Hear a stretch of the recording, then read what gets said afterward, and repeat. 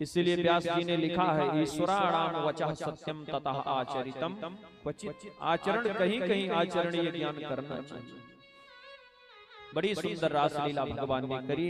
ये साधारण रासलीला नहीं, ये तो जीवात्मा और परमात्मा का मिलन है।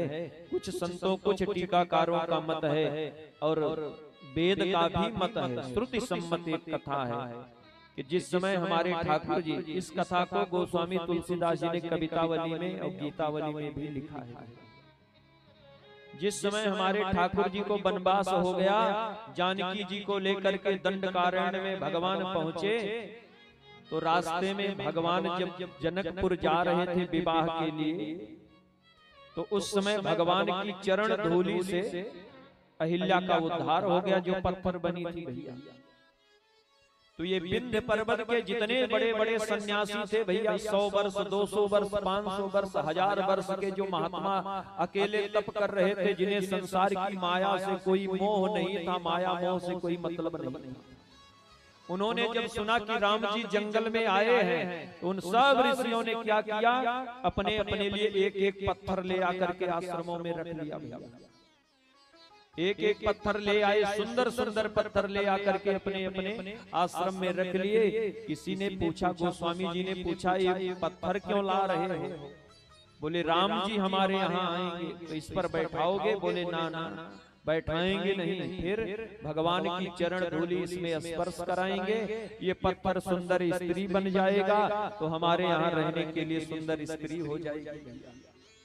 गोस्वामी जी ने लिखा है कवितावली रामायण में कि बिंध के बासी उदासी तपो व्रतधारी महाबिनु नारी दुखारे, गौतम तीय तरी तुलसी सुकथा सुनिभय मुनि वृंद सुखारे। अब सब लोग सुखी थे, बड़ा उत्साह था मन में कि सबको एक एक पत्नी मिल जाएगी, राम जी आएंगे पर से पगधूरी तरे तर, तो सारे लोग खुशी थे। अब भगवान ने देखा ये ऋषि महात्मा लोग भजन करने वाले भजनानंदी महात्मा, जिन्हें संसार की मर्यादा का ज्ञान नहीं है, ये विवाह कर लेंगे, मर्यादा निभा नहीं पाएंगे तो गड़बड़ होगा, आए दिन पत्नी से झगड़ा होता रहेगा। अब ये तो भजन में बैठे रहेंगे और श्रीमती जी कहेंगी आज हमारे भैया के बेटे का, हमारे भतीजे का बर्थडे है, चलो थोड़ा मार्केटिंग करना है, थोड़ा सा शॉपिंग वॉपिंग करके चलेंगे, वहाँ आज पार्टी है, डिनर पे वहीं चलना है। तो महात्मा जी तो भजन में बैठे रहेंगे, कहेंगे शाम को हमें हवन करना है, तो मामला गड़बड़ हो जाएगा।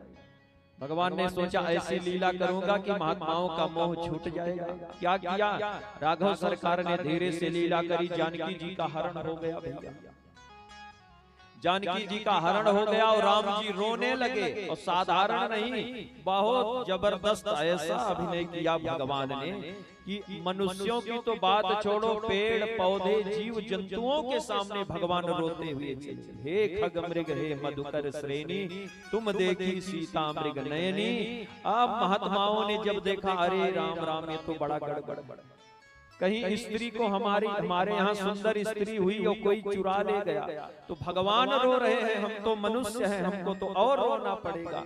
बोले ये सब काम ठीक नहीं, सब सिला ले जा करके भैया गोदावरी में फेंक दिए। बोले छुटकारा, स्त्री साथ में रहेगी तो ठीक नहीं। हमारे गुरुजी एक बड़ा सुंदर इस पे दृष्टांत सागर की